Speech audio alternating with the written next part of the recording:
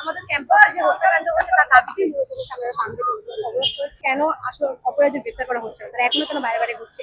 প্রায় 1 মাস হয়ে গেছে। তোমরা কিসের আন্দোলন করছো? তোমরা কি কল্যাণ চাও? তোমাদের থেকে যাতে কি আশা করে? হ্যাঁ, 2 ঘন্টা ধরে লোক রাস্তা দাঁড়ায় আছে। কিসের আন্দোলন? রাস্তা আটকাচ্ছ কেন? তোমাদের বাপের রাস্তা। এই বাপের রাস্তা তোমাদের?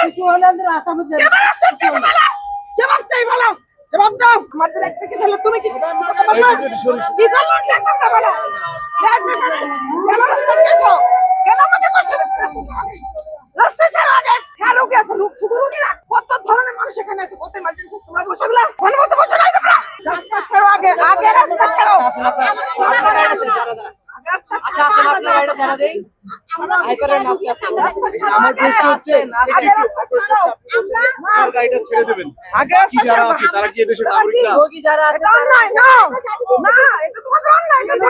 তোমার বিচার আমরা করতে পারবো?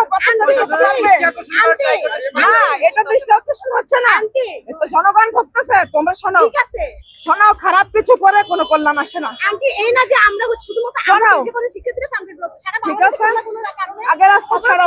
আচ্ছা আসেন আপনারা রুগী থাকলে আমরা সেটা অবশ্যই হ্যাঁ, রুগী টুকে না সব ছাড়ো, সব ছাড়তে হবে। না কেন করবে তোমরা? তোমাদের কি রাইট আছে? মানুষকে কষ্ট দেওয়ার কোনো অধিকার কারণ নেই। তোমাদের দিয়ে যাচ্ছি কি করবে? আমার গাড়ি 10টা 20টা গাড়ির পিছনে আমি হেঁটে আসছি। তো আচ্ছা আসেন আসেন এত দূর হেঁটে আসছি।